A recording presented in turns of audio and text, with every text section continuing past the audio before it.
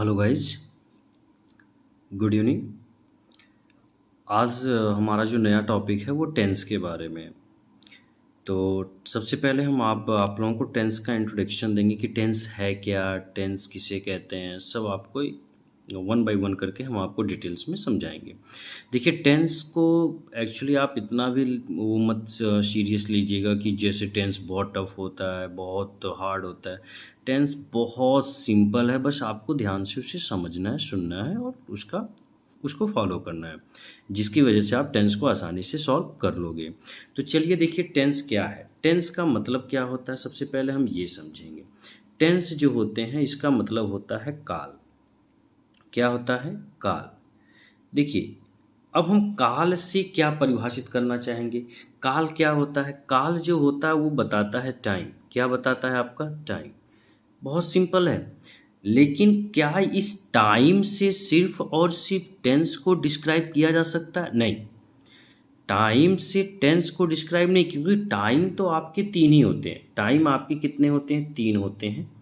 देखिए, हम आपको स्टेप बाय स्टेप बिल्कुल डिटेल्स में समझाएंगे, बस आपको ध्यान देना है। पहले आपको समझना है कि टेंस है क्या।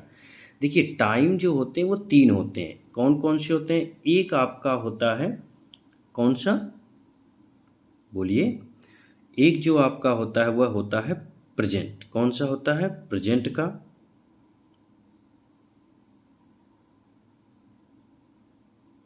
दूसरा आपका जो होता है वो होता है पास्ट का।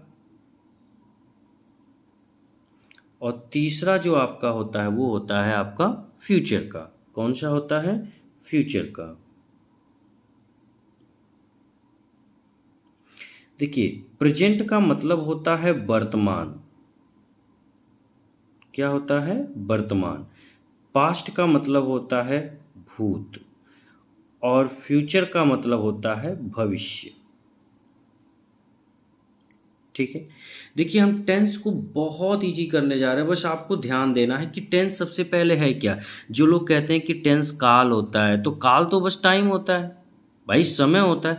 तो क्या समय सिर्फ और सिर्फ टेंस को डिस्क्राइब कर पाएगा? नहीं, मेरा मानना है बिल्कुल नहीं। क्यों? मैं आपको एक्सप्लेन करता हूँ। क्योंकि टाइम तो तीन ही होते हैं, प्रेजेंट होता है, पास्ट होता है, फ्यूचर होता है। ठीक है। लेकिन अभी मैं जैसे बोलूं कि आपका सूर्य जो है वह पूरब में उगता है, अब ये कौन सा टाइम है आप बताइए। क्योंकि सूर्य का काम है उगना, वह डेली उगता है। ऐसा तो नहीं है कि एक दिन उगता है और एक दिन डूब जाता है। ठीक है, उसका काम डेली का, क्योंकि वो उगता है तो फिर शाम को डूबता है। लेकिन उगने का जो प्रोसेस उसका डेली का है ना। तो ये आपका टाइम बता रहा है। क्या बता रहा है? टाइम बता रहा है। लेकिन क्या टाइम के साथ मैं वर्क को जोड़ता हूँ? किसको जोड़ता हूँ? वर्क को।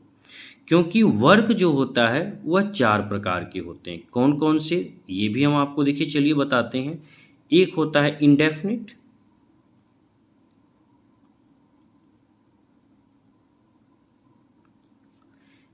दूसरा आपका होता है कंटिन्यूअस।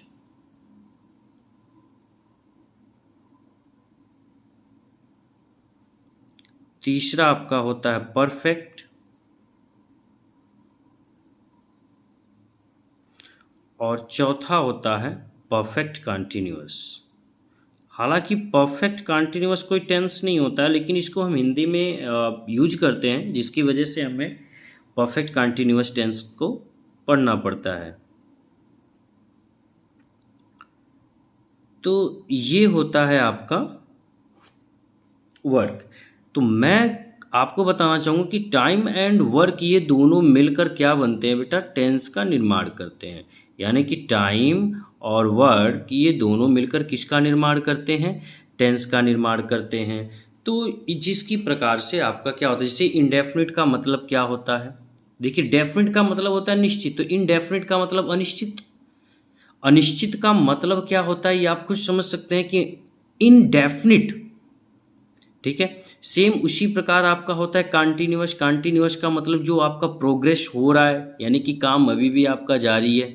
परफेक्ट आपका बताता है कि जो काम आपका पूर्ण हो चुका है, पूरा हो चुका है, वो परफेक्ट होता है। और परफेक्ट कंटिन्यूअस का मतलब कुछ काम पूरे हो चुके हैं और कुछ काम अभी भी क्या है आपके जारी है। तो टाइम एंड वर्क मिलकर टेंस का क्या करते हैं, निर्माण करते हैं।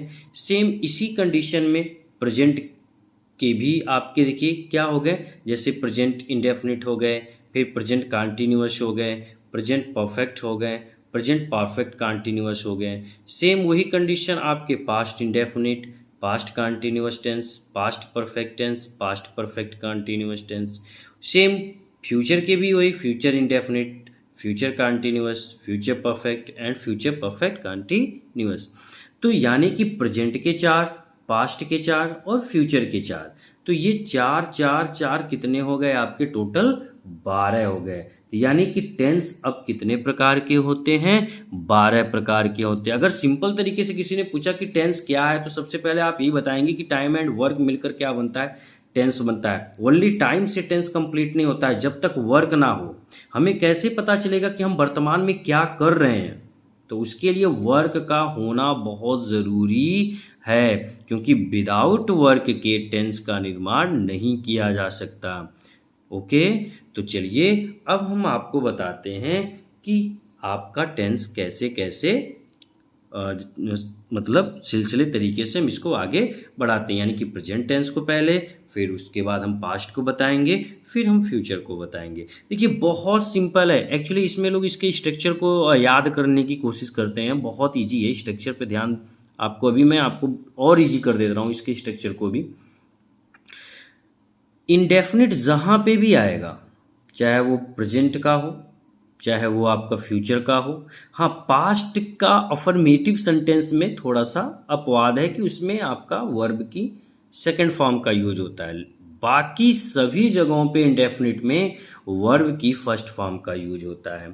कॉन्टिन्यूअस जो आपका होता है, कॉन्टिन्यूअस में आपका आईएनजी लगता है, यानी कि वर्ब यानी क्रिया में क्या लगता है, आईएनजी। आईएनजी लगने का मतलब कार्य आपका कैसा है, जारी है। और परफेक्ट टेंस में हमेशा क्या लगता है, वर्ब की थर्ड फॉर्म। देखिए इंडेफिनिट में फर्स्ट फॉर्म यूज होता है, ठीक है, कॉन्टिन्यूअस में आईएनजी फॉर्म यूज होता है, परफेक्ट में आपका थर्ड फॉर्म यूज होता है। ये आपको ध्यान देना है, स्ट्रक्चर बहुत सिंपल हो जाएगा, ठीक है।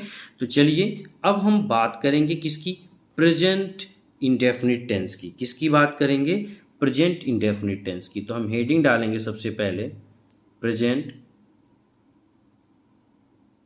Indefinite tense.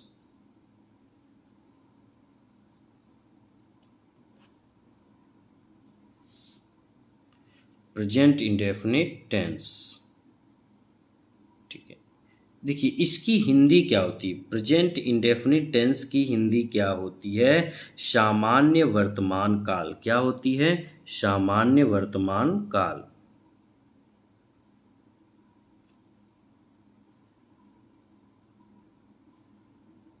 सामान्य वर्तमान काल। अब चलिए इसकी हम आपको सबसे पहले डिफिनेशन बताते हैं कि प्रेजेंट इंडेफिनिट टेंस है क्या। मैं बहुत देखिए इजी कर रहा हूँ, आपको बस ध्यान देना है कि प्रेजेंट इंडेफिनिट टेंस को पहचानना बहुत सिंपल है।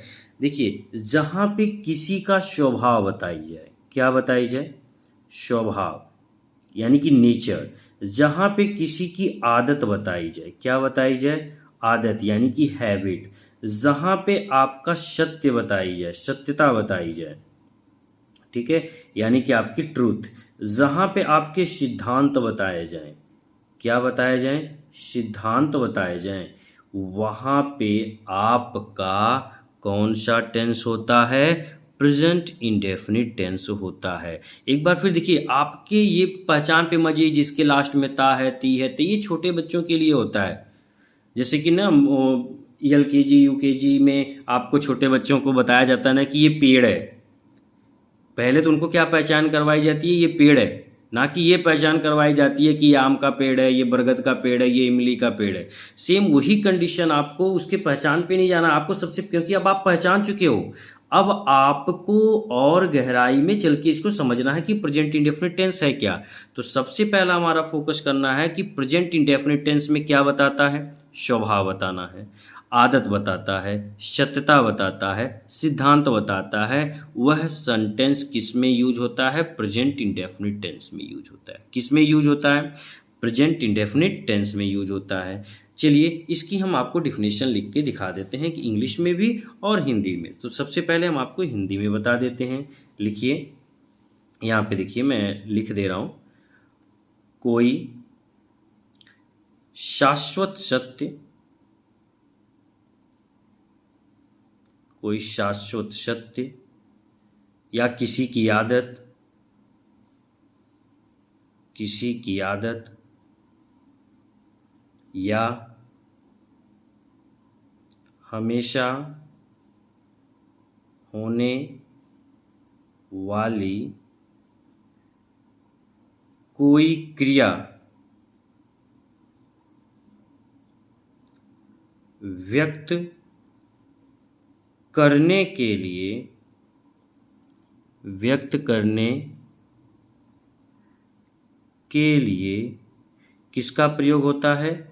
सामान्य वर्तमान काल का प्रयोग होता है। सामान्य वर्तमान काल का प्रयोग होता है। यानी कि एक बार देखिए, हम आपको अब इसकी डिफिनेशन भी बता दिए हिंदी में, अभी हम इंग्लिश में भी इसको आपको समझा दे रहे हैं। देखिए, जहाँ पे शाश्वत सत्य बताई जाए, किसी की आदत बताई जाए या होने वाली कोई क्रिया बताई जाए, ठीक है, तो वह आपका किस में होता है? सामान्य वर्तमान काल का प्रयोग उसमें होता है। चलिए इसकी इंग्लिश देख लेते हैं कि इसकी इंग्लिश में डिफिनेशन क्या होती है। तो लिखेंगे the form of a verb, लिखेंगे the form of a verb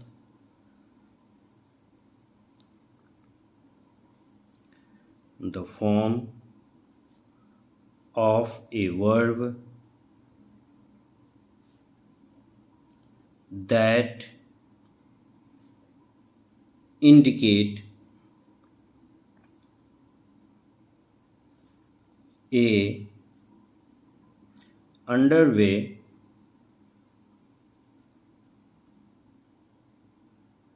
or just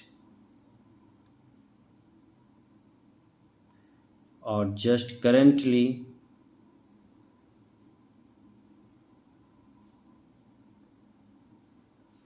completed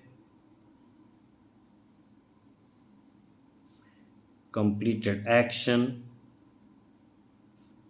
is known as the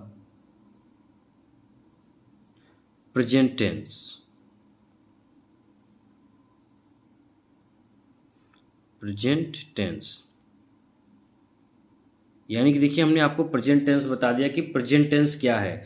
देखिए, the form of a verb that indicates a underway और जस्ट करेंटली कंप्लीटेड एक्शन, यानी कि करेंटली कंप्लीटेड एक्शन जो हुआ है, यानी कि इसी समय जो काम हुआ है, जो हमारा समय चल रहा है उसमें जो काम हुआ है, वह प्रेजेंट टेंस में यूज होता है। तो ये तो डिफिनेशन आपका प्रेजेंट टेंस का है, ये डिफिनेशन आपका प्रेजेंट इंडेफिनिट टेंस का है।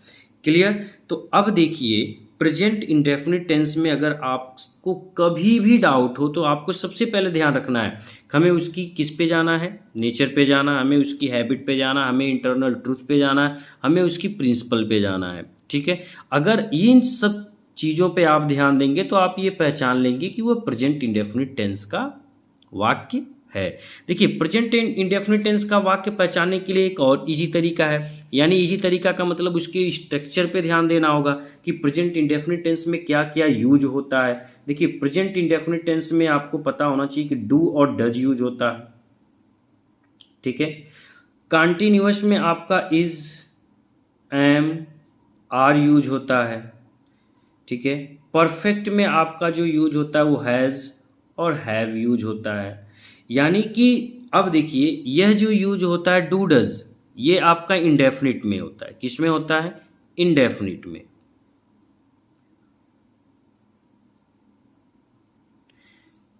इज, एम, आर जो यूज होता है वो कंटिन्यूअस में होता है। किस में होता है?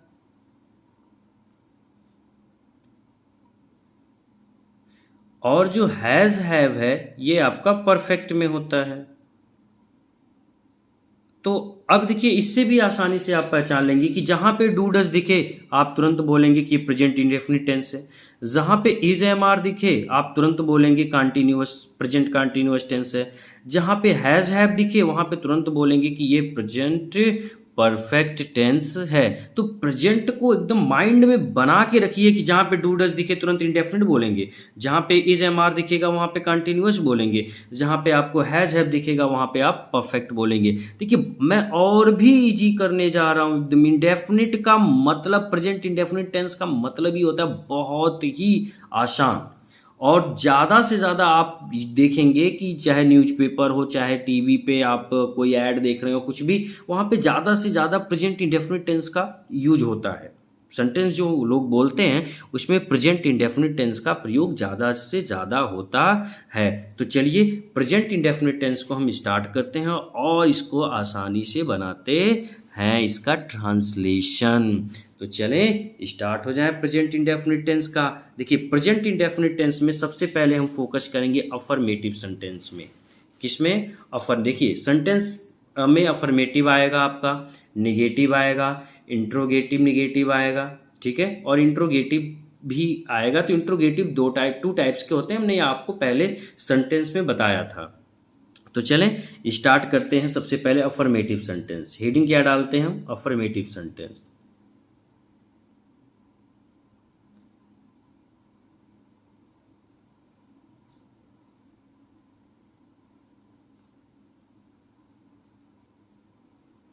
अफर्मेटिव सेंटेंस का मतलब होता है क्या?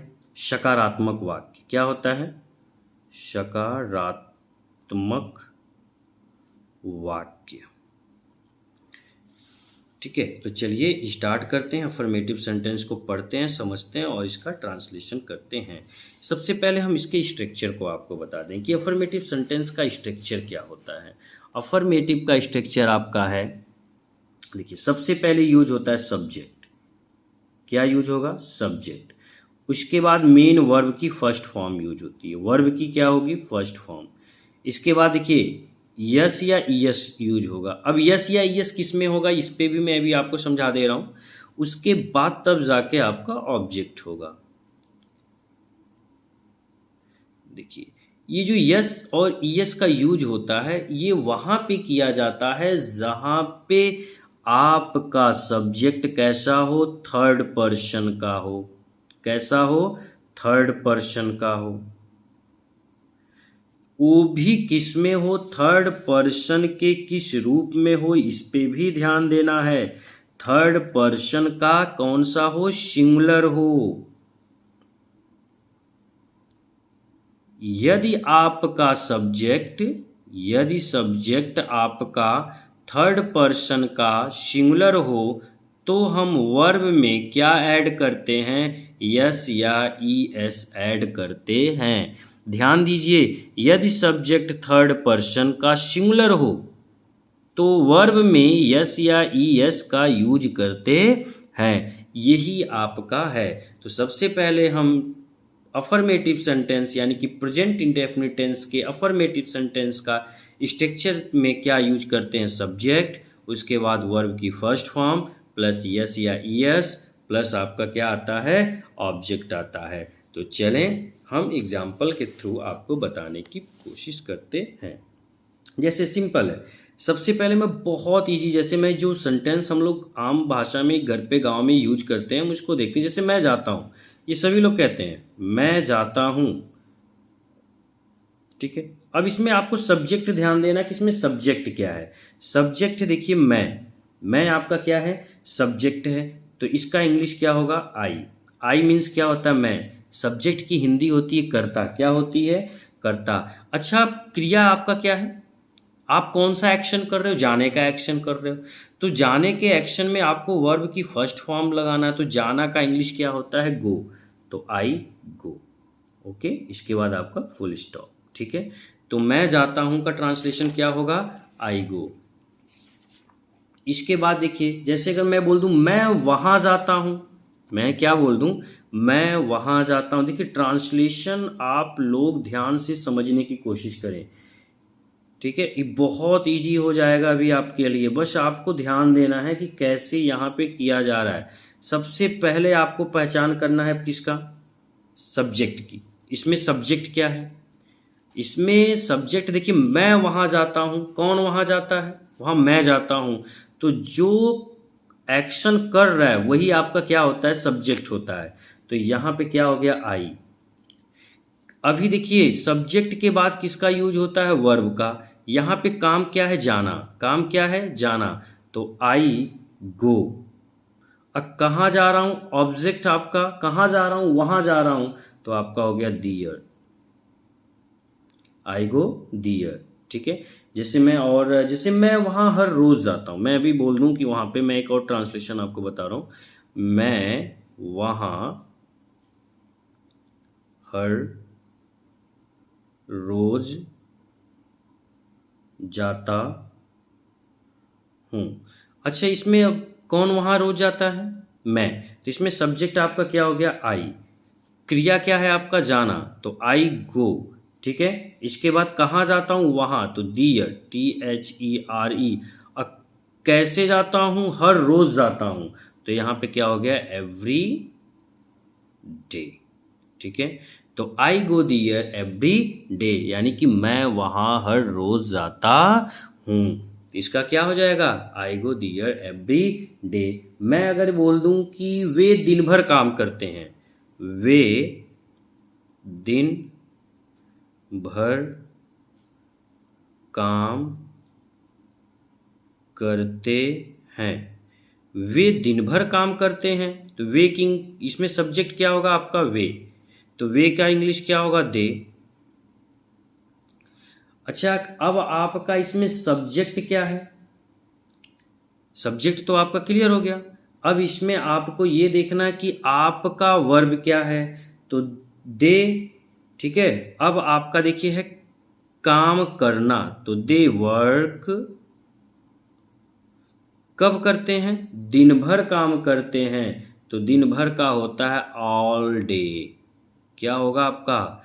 तो दे वर्क ऑल डे, यानी कि वे दिन भर काम करते हैं। देखिए, ये अफर्मेटिव सेंटेंस है। तो अफर्मेटिव सेंटेंस में आपको सबसे पहले ध्यान देना है उसके सब्जेक्ट पे। सब्जेक्ट के बाद आपको पता लगाना है कि उसका वर्ब क्या है। वर्ब को ध्यान दोगे कि वर्ब कौन सा है। यदि वह थर्ड पर्सन का सिंगुलर है तो उसमें यस या यस जुड़ेगा। उसके बाद आप ऑब्जेक्ट का यूज करेंगे। तो affirmative sentence, negative sentence, interrogative sentence और इंट्रोगेटिव नेगेटिव सेंटेंस पर कल डिस्कस किया जाएगा। यानी कि कल प्रेजेंट इंडेफिनिट टेंस के सभी जो आपके अफर्मेटिव, नेगेटिव, इंट्रोगेटिव और इंट्रोगेटिव नेगेटिव हैं, सभी के स्ट्रक्चर आपको समझाए जाएंगे और ज़्यादा से ज़्यादा आपको ट्रांसलेशन के थ्रू समझाया जाएगा। क्योंकि मेरा एक ही मकसद है कि बच्चों को ट्रांसलेशन आए, और ट्रांसलेशन बिल्कुल जो हम ग्रामीण भाषा में जो सेंटेंस यूज करते हैं हम उनके तहत लेके आपको चलेंगे, ताकि आप उसे अच्छे से और आसानी से समझ सकें। ओके, तो आज के लिए बेटा